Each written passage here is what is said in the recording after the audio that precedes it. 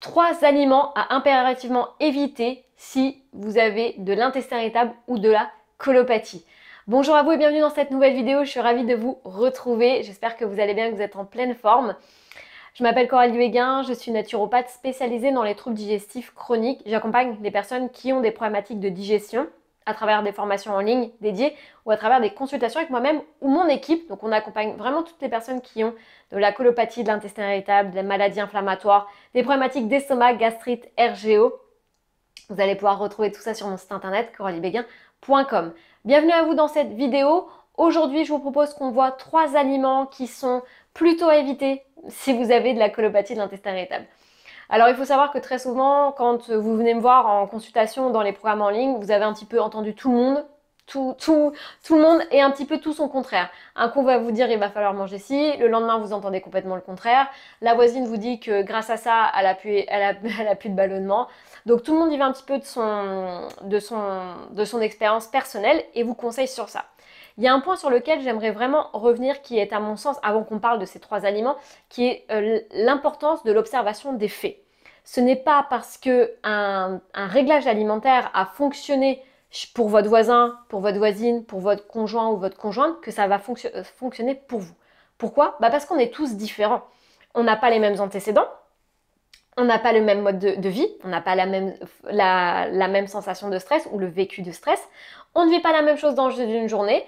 On peut souffrir d'insomnie, on peut faire trop ou pas assez d'activité physique, on peut pas assez extérioriser, excusez-moi, les émotions, les intérioriser, et qui fait que quand on vous dit c'est tel réglage alimentaire, tel régime alimentaire pour solutionner vos troubles digestifs, moi quand j'entends ça, je me dis il faut fuir. Parce qu'on le sait aujourd'hui, on le sait. Ça se saurait en fait s'il suffisait d'un réglage alimentaire pour aider toutes les personnes qui ont des problématiques de ballonnement, d'intestin irritable, de colopathie. Or, c'est pas le cas. Il y a des règles qui sont communes à tout le monde pour soulager le tube digestif, et c'est ce que je vous partage sur YouTube, dans les formations en ligne sur Instagram, TikTok, etc. Mais il y a aussi impérativement besoin d'individualiser en fonction de ce que vous avez vécu. Donc pour moi, c'est très important de vous préciser ça. Parce que, comme je vous ai dit, aujourd'hui, on est noyé dans un flot d'informations très très important au niveau de l'information de l'alimentation. Il y a quelque chose qui ne trompe pas, c'est l'observation des faits. C'est qu'est-ce qui se passe chez vous quand vous avez mangé, quand vous faites ce type de choses. Donc, on revient à l'observation des faits. C'est très important de s'observer soi et de s'écouter.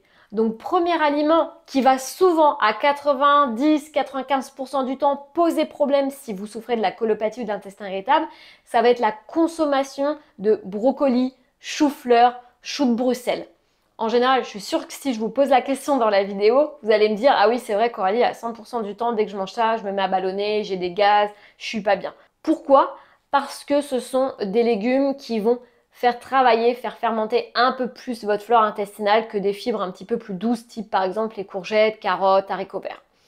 Donc on se rend compte qu'en général, ça fait fermenter un petit peu plus le côlon et travailler un petit peu plus votre flore de fermentation. Sauf que ce qu'on ne vous dit pas dans ce type de légumes, moi je le vois dans l'observation et dans l'observation de mes consultants, c'est que quand vous n'en prenez pas des grosses assiettes entières, eh bien des fois ça se passe bien. Et c'est toujours une question de quantité. Parfois, vos enzymes digestives vont être dépassées, ne vont plus pouvoir digérer le chou de Bruxelles parce que ça fait 7 cuillères à soupe dans votre assiette et que c'est beaucoup trop par rapport à votre capacité enzymatique de digestion. Donc si c'est le cas, il faudra réduire, voire enlever pendant un temps. On n'enlève pas de manière indéfinie un aliment, parce qu'on peut créer des carences nutritionnelles, mais on va réduire ou supprimer pendant 1 à 3, 4 semaines et réintroduire de manière progressive. Deuxième aliment aussi qui pose énormément de problèmes dans les soucis de colopathie d'intestin irritable, c'est la fameuse légumineuse. Les fameuses légumineuses qu'on va retrouver sous la forme de haricots rouges, pois chiches, lentilles, qui sont malheureusement moins digestes, qui ont besoin d'une grosse capacité enzymatique de digestion, donc c'est-à-dire une grosse force de digestion au niveau de votre tube digestif, que souvent vous n'avez pas quand vous êtes atteint de colopathie d'intestin irritable. C'est pourquoi il faut aller vers une alimentation digeste, assimilable, individualisée et naturelle.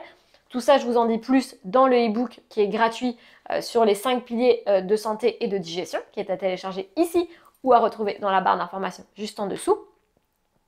Et ce qu'on ne vous explique pas, c'est que dans la protéine végétale, donc dans la légumineuse, avant d'avoir accès à l'acide aminé qui va nous donner de l'énergie, restaurer beaucoup de choses et notamment participer au système immunitaire de notre corps, eh bien il faut digérer cette fameuse cellulose qui entoure l'acide aminé.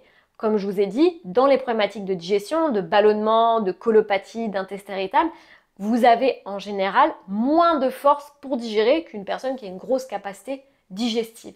Donc vous allez pas très bien le faire, voire pas du tout.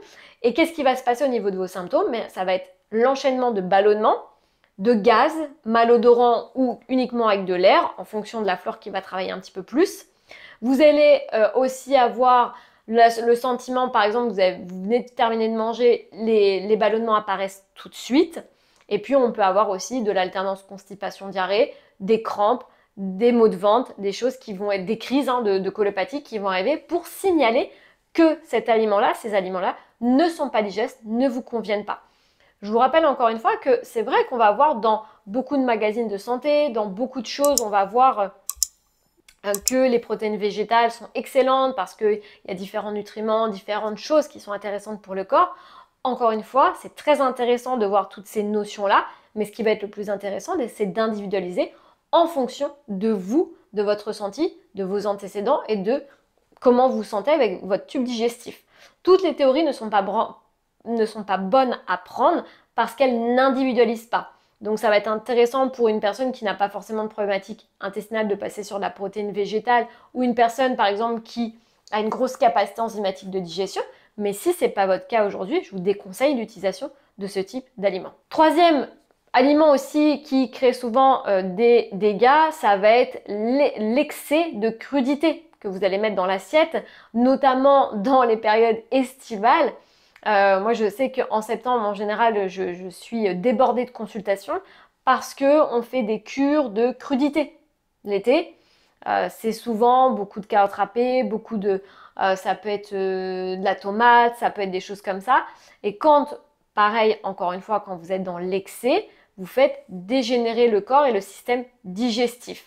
Alors, il se peut qu'en vacances, vous digérez un petit peu mieux parce que vous avez beaucoup moins d'énergie qui est soit pris par le cerveau et l'espace, la bande passante au niveau du cerveau. Vous êtes moins stressé, vous vous reposez plus. Vous profitez par exemple de la piscine, vous allez faire un petit peu de randonnée, des choses comme ça. Vous avez beaucoup moins le mental qui est pris par le quotidien. Par exemple, faire les courses, chercher les enfants à l'école, qu'est-ce qu'on va manger ce soir, j'ai une présentation demain, je suis stressée, etc., etc. Donc vous avez plus de temps pour digérer. Vous récupérez de la force pour digérer. Donc souvent, on m'explique, les personnes que j'accompagne m'expliquent, c'est vrai que je digère mieux quand je suis en vacances. Mais oui, parce que la bande passante au niveau du cerveau est moins importante que quand vous êtes dans votre quotidien en train de travailler, de chercher les enfants, payer les factures, etc. Le ménage, les courses, l'organisation générale. Donc vous avez moins de temps de repos. Et il faut savoir qu'on est dans des sociétés qui sont extrêmement stressantes, où on a une activité qui nous demande énormément, et un mode de vie qui nous demande énormément, et le sommeil souvent passe à la trappe, le repos passe à la trappe. Donc on est quasiment à 90% du temps au niveau cortical et non à la partie digestive. Et c'est pour ça que quand vous êtes en vacances, vous digérez mieux. Mais moi, je vous conseille quand même de limiter ce type d'aliments si vous êtes atteint de colopathie d'intestin irritable pour soulager votre côlon. C'est toujours l'excès qui fait dégénérer le corps, c'est toujours l'excès qui peut entraîner le déclenchement d'un intestin irritable ou d'une colopathie ou d'une maladie inflammatoire. Donc rappelez-vous que tout doit être un petit peu équilibré au niveau du corps, équilibré dans tout, de revenir à une observation au niveau de votre alimentation, à une alimentation qui soit digeste, assimilable, naturelle et surtout individualisée. Et à partir de ce moment-là, quand on commence à mettre ce type d'alimentation en place, eh bien on voit que les troubles commencent à s'envoler. Donc je vous invite vraiment à télécharger le e-book si ce n'est pas encore fait sur les 5 piliers de santé et de digestion pour vous réapproprier votre corps et votre santé. Vous allez comprendre énormément de choses sur la partie alimentaire et sur vos symptômes. Et puis si vous avez envie d'aller plus loin, de comprendre, d'agir sur vos troubles digestifs, sachez qu'il existe différentes formations qui sont présentes sur mon site internet coraliebeguin.com où vous allez pouvoir agir pour en finir avec la colopathie et l'intestin irritable avec plus de 4 modules inédits en vidéo.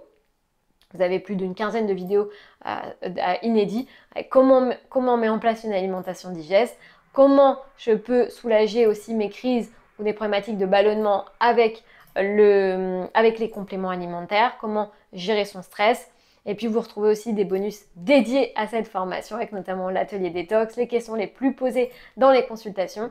Donc tout ça, vous allez pouvoir retrouver sur mon site internet coraliebeguin.com. En tout cas, je serais ravie de vous accueillir sur ce type de formation.